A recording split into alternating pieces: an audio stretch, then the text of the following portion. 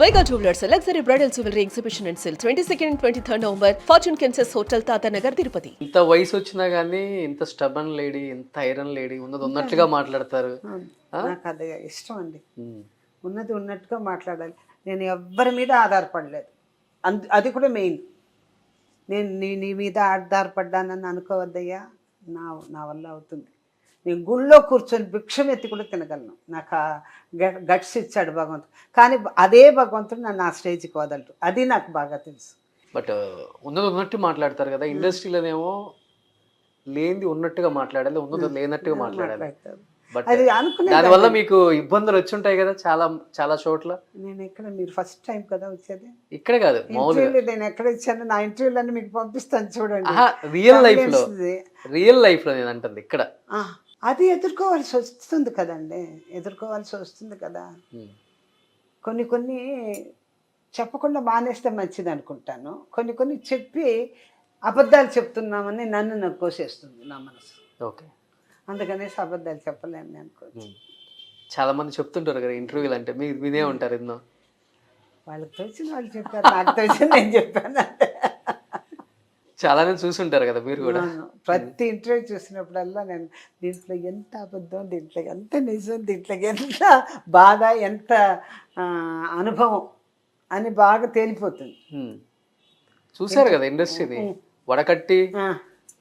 ఎవరితో చేయలేదండి, ఏ డైరెక్టర్ గారితో చేయలేదండి, ఏ ఆర్టిస్ట్తో చేయలేదండి.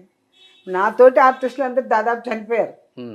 తమిళ్లోనే అంతే పాపం. జయశంకర్ పోయారు, రవిచంద్రన్ పోయాడు, ఒక్క ఏవిఎం రాజన్ ఉన్నాడు, ఆయనతో చాలా సినిమాలు హీరోయిన్గా చేశాను. అందరితో ఎంజిఆర్ గారితో చేశాను, జమిని గణేషన్తో నానామనైనా చేశాను. ఎవరితోనే చేయలేదమ్మా అని ఆలోచించుకుంటూ కూర్చుని కమల్ హాసన్ పేరుగానే చేశాను ఎన్నో సినిమాలు. అందగాడు తెలుగులో చేశాను కమల్ హాసన్తో. బట్ మీరు ఒక మాట అన్నారు, ఎవరెవరు ఎంత మాట్లాడతారో నాకు తెలుసు, అన్నీ చూశాను కాబట్టి అని. బట్ ఇండస్ట్రీలో మీరు అందరితో వర్క్ చేశారు, జమిని గణేషన్తో వర్క్ చేశారు, సావిత్రమ్మ కూడా వర్క్ చేశారు.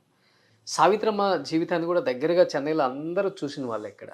సావిత్రమ్మ జీవితం ఒక్కసారి గుర్తు చేసుకున్నప్పుడల్లా ఏమనిపిస్తుంది ఒక లేడీ యాక్టర్గా మీకు? ఆవిడ తెలియలేదు, సంపాదన ఇచ్చాడు భగవంతుడు, పేరు ఇచ్చాడు, ఆవిడ ఎన్నో ఇచ్చే తెలియలేదు పాప. ఆ బాధ అలాంటి బాధ అండి. కొన్ని బాధలు కొన్ని విధంగానే మర్చిపోతారు కొంతమంది. అందరూ అలా పో అనేసి వదిలేసేవాళ్ళు కాదు. ఇది ఏంటి, ఇదే లైఫా, ఇది లేకపోతే వేరే లైఫ్ లేదా, వేరే మార్గం లేదా అని ఆలోచించుకుంటే ఎన్నో మార్గాలు ఉన్నాయి, ఎంతో చేసుకోవచ్చు. కొన్ని ఆర్టిస్టులు అంతా ఇండస్ట్రీలో ఉండేటప్పుడే పెళ్లి చేసుకుంటారు, ఇండస్ట్రీకి తర్వాత నువ్వు ఇండస్ట్రీనే వదిలేవాలంటారు. దానికి సరిపడి ఆ తర్వాత చదువుకొని ఆ తర్వాత ఉద్యోగాలు చేసి ఆ తర్వాత బ్రతికిన ఆర్టిస్టులు ఉన్నారు. కాబట్టి నేను పేరు చెప్పను. ఎందుకు పాప ఆవిడ బాధ ఎలా మర్చిపోయిందో, ఎలా ఏమైందో మనకు అర్థం కావట్లేదు. చూశారు కదమ్మా చివరి స్టేజ్లో ఆమె? చూడలేదండి, అప్పుడు నాకు చిన్న వయసు, బాగా చూడలేదు. నేను కొన్ని తట్టుకోలేను. ఎందుకంటే ఆమెను ఒక గొప్ప పేరుతో చూశాను. ఆ లెఫ్ట్ హ్యాండ్లో రాస్తూ, ఆ కాళ్ళ పట్టాలు గొలుసు, బంగారు గొలుసులు వేసుకొని, ఇది రాజ్కుమార్ థియేటర్కి వచ్చేవాళ్ళంట, సర్ర ఫియట్ కార్ వేసుకొని ఆమె ఓన్ డ్రైవింగ్. ఎప్పుడు ఆమె డ్రైవర్ పెట్టుకోదే, ఓన్ డ్రైవింగ్, లెఫ్ట్లో ఇట్లా తిప్పేది స్టీరింగ్ అంత అందంగా. డైరెక్షన్లో చేశారు కదా మీరు? మాతృదేవత చేశాను. ఎలా ఉండేవాళ్ళు ఆమె ఆర్టిస్టులతో కానీ? నిజ జీవితంలో సావిత్రమ్మ జీవితం గురించి చాలా మంది చాలా బాగా చెప్తుంటారు. అవునండి, ధర్మదేవత అండి ఆవిడ, ధర్మదేవత. ఏమారిపోయింది జీవితం, మోసపోయారు. ఆవిడ అలా పోవాలని ఆవిడ తల్ల అలా రాసి పెట్టాడు భగవంతుడు. లేకపోతే ఆవిడకి ఏం లేదండి, డైరెక్షన్ తెలియదా, యాక్టింగ్ తెలియదా, లేదా ప్రొడ్యూసర్ అవ్వలేదా, బిడ్డల్ని కనలేదా, తల్లిగా పేరు తెచ్చుకోలేదా, కొన్ని ఏదో ఆమెనే హర్ట్ చేసే పాయింట్స్ ఉంటుంది. అది ఎవరు ఏం చేయలేరు, వాళ్ళ డెసిషన్ వాళ్ళదే, ఇతరులు చెప్పినా ఎక్కదు. అలా అయిపోయింది అని జీవితం. చూసారా మహానటి సినిమా మీరు? చూసాను. నిజమైన జీవితం అదేనా మీరు చూసింది చెన్నైలో?